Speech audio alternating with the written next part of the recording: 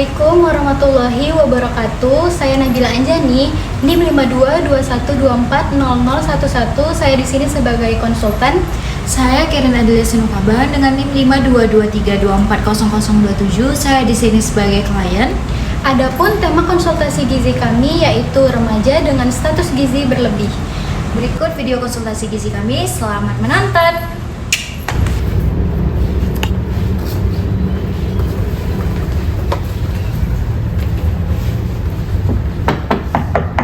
Silakan masuk.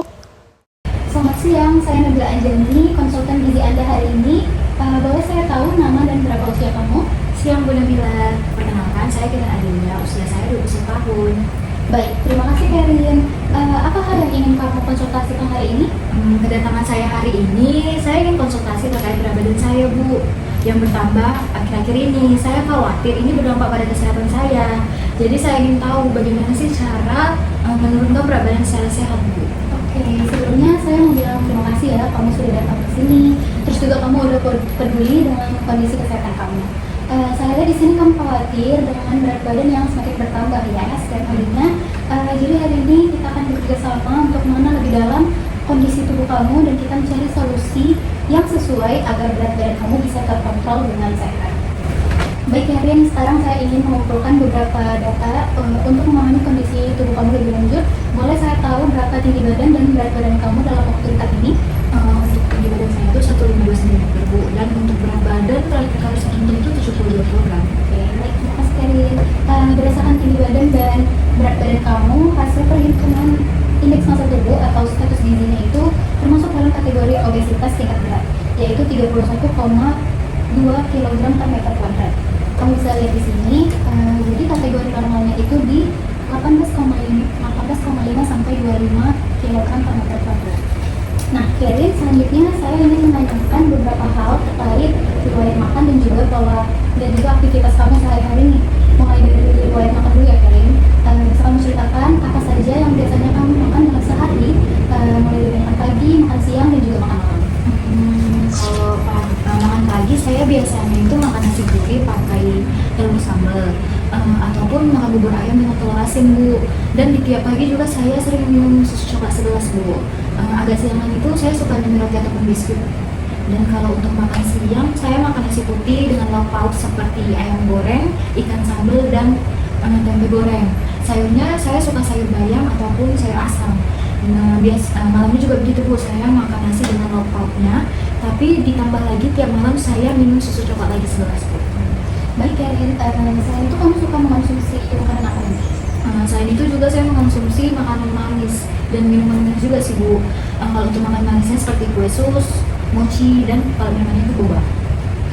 Kamu suka makanan manis ya? Berapa kali sih dalam seminggu itu kamu mengonsumsi makanan dan minuman seperti itu?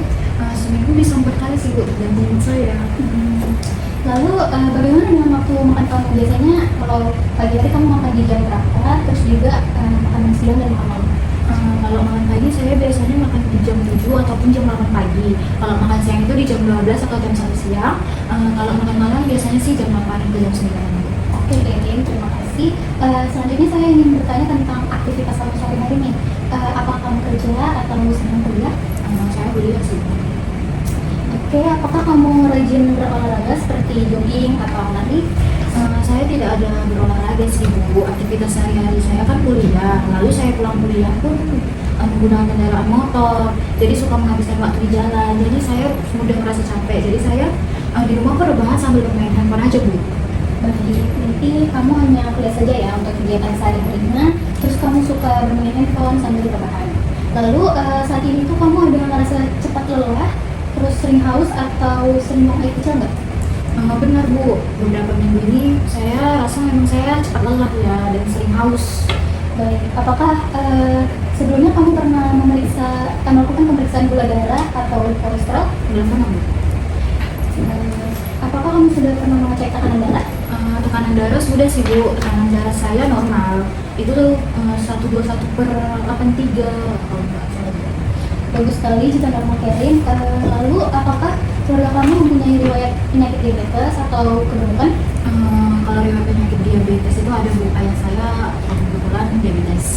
Oh, ya kamu mengalami penyakit diabetes ya. Kalau itu berdasarkan dari informasi yang sudah kamu berikan kepada saya, tampaknya pola makan tinggi gula dan juga aktivitas fisik kamu itu yang kurang produktif menjadi faktor utama kenaikan berat badan. Selain itu, kondisi ini beresiko menderita diabetes karena kamu memiliki riwayat dari keluarga yang terkait dengan penyakit diabetes. Baik, Karin, setelah saya analisis dari data pengkajian sebelumnya, saya akan menyampaikan beberapa diagnosis gizi berdasarkan kondisi kamu. Adanya diagnosis ini nantinya akan membantu kita dalam merancang intervensi yang tepat untuk kamu.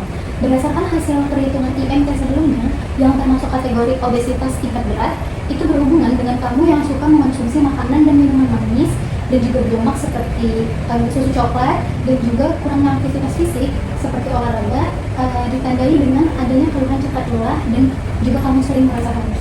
Aduh, jadi benar ya Bu, kalau makan manis itu bisa buat berat badan naik? Benar, kayak jadi gula yang berlebih masuk ke tubuh akan disimpan ke dalam bentuk lemak jika tidak digunakan sebagai energi. Apalagi kalau dikonsumsi setiap hari dan tidak disertai dengan aktivitas fisik, itu akan mempercepat penumpukan lemak tubuh. Saya jadi khawatir lah Bu sama kesehatan tubuh saya yang lainnya. Tenang saja, Karin, wajar untuk khawatir. Yang penting kita sudah tahu penyebabnya apa. Jadi di sini kita atasi pelan-pelan dengan rencana yang tepat.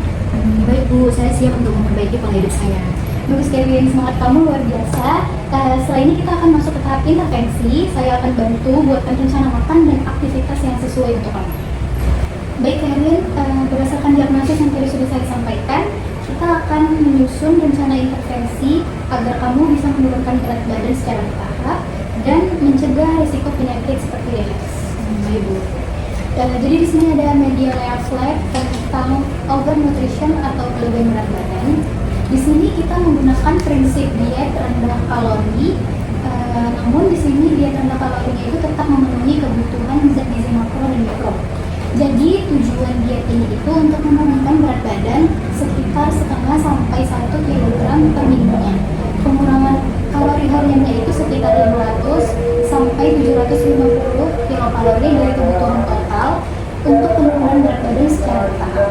Selain itu, di sini kita mengurangi frekuensi konsumsi makanan atau menu manis dari yang 4 kali dalam seminggu menjadi maksimal 1 kali seminggu.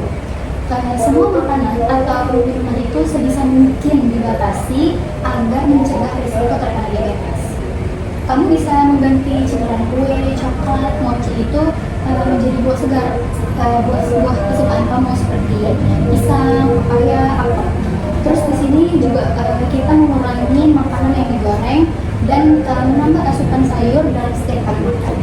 Untuk waktu makannya, kamu bisa makan pagi di jam 6 atau jam 7 pagi, lalu sembilan paginya di jam 10, untuk makan siang di jam 12 sampai atau jam 1 siang, dan makan malamnya itu di jam 7 malam. Jika kamu merasa lapar lagi di malam hari, kamu bisa makan buah potong sebagai alternatifnya. Selanjutnya, tingkatkan aktivitas fisik minimal 30 menit per hari selama 3 sampai 5 kali dalam seminggu. Oh begitu ya Bu, saya paham Bu. Apakah Ibu ada saran untuk aktivitas fisiknya? Baik, untuk aktivitas fisiknya itu bisa dimulai dari yang ringan saja. Misalnya kamu mulai dengan berjalan kaki selama 15 sampai 30 menit setiap hari, misalnya di pagi hari atau di sore hari. Lalu jika sudah terlalu lama belajar, lakukan peregangan ringan setiap 1 jam sekali.